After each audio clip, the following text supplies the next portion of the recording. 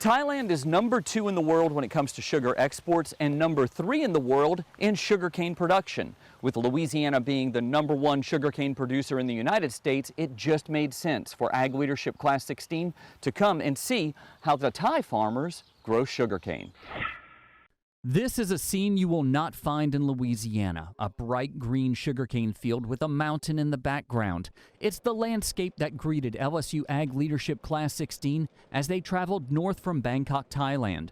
In mid-January, sugarcane harvest is still in full swing across Thailand. Unlike Louisiana, the farmers here do not have to worry about a freeze damaging the crop. And there are a lot of sugarcane farmers in Thailand. More than 364,000 people grow sugarcane on farms averaging between 7 and 13 acres. It's at the Suphanburi Field Crops Research Center where the class meets senior agronomist Artasit Buntam. Fellow agronomist Atticus Finger with the American Sugarcane League has several questions. How many hectares does the industry occupy? The answer to that question is 1.6 million hectares. That's equal to 4 million acres, which is also about 8% of all of Thailand's agricultural land. On a field tour, Finger begins to make some connections. It's actually kind of crazy how many similarities there is with the Thai industry on all aspects, research, grower, miller side, to the Louisiana industry. It's kind of eye-opening. One of those eye-opening moments came when Finger and the group learned the Thai government funds this research, and like in Louisiana, recently cut the budget here significantly. Much like our research institutions back home, funding. They just had, our host told us like 50% of their budget was just cut. If our research institutions had a 50% budget reduction back home, that would really hurt the amount of work that can be done for the sugarcane industry. What is the fertilizer blend? Eli Graham is a sugarcane farmer in Point Capee Parish. During Buntam's presentation, Graham heard about possible collaboration with China. That bothered him a little. We're an importer of sugar in the United States, and we have to compete against subsidized sugar coming into our country and driving our prices down.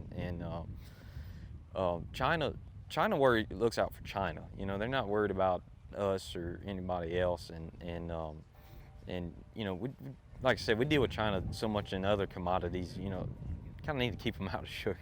Mother Nature and low prices on the world market are taking a toll on Thailand's sugarcane industry.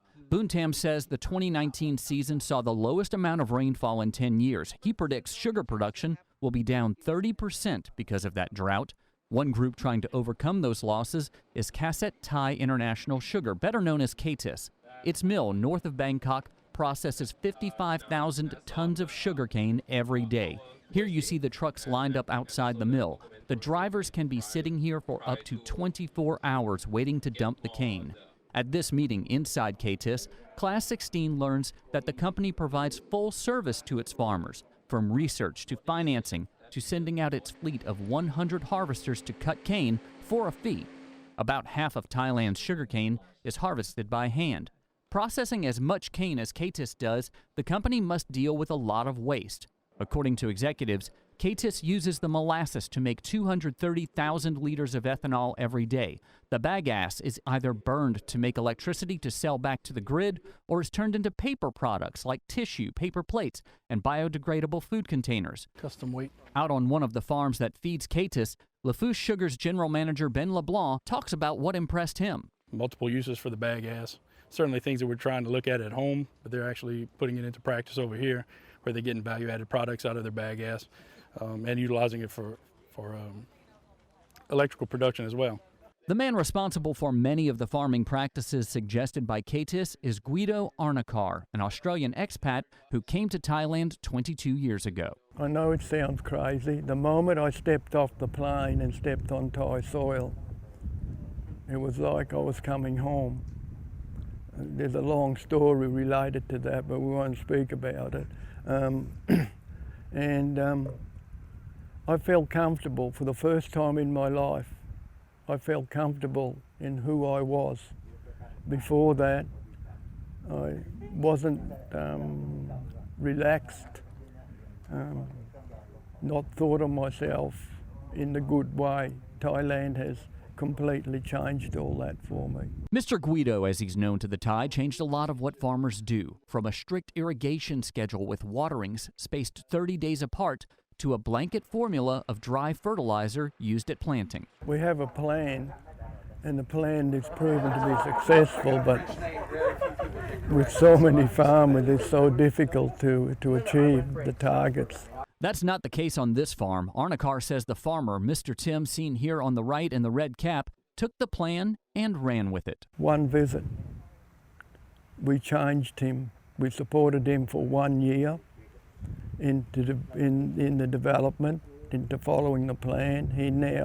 He's now been on his own for about 3 years. I don't come here anymore.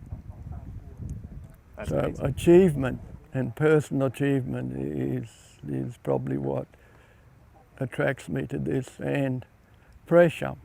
There's nothing like the pressure in the Western world here, okay? However, there is significant pressure on the Thai sugarcane industry. Dr. Pipat Wiratawarn tells Class 16 that many farmers are getting away from sugarcane to grow cassava, a root crop which currently sells for more than sugarcane but does not have the government price controls. We have to increase productivity in the cane field and efficiency in the sugar mills in order to reduce production costs and to get more efficiency in the whole picture.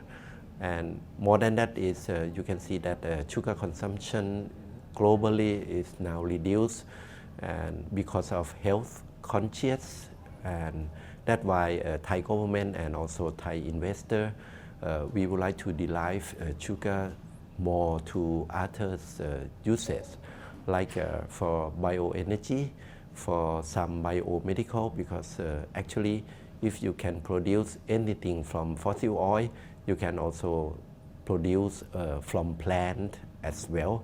But what we need is modern and high technology, which we have to focus more on R&D and to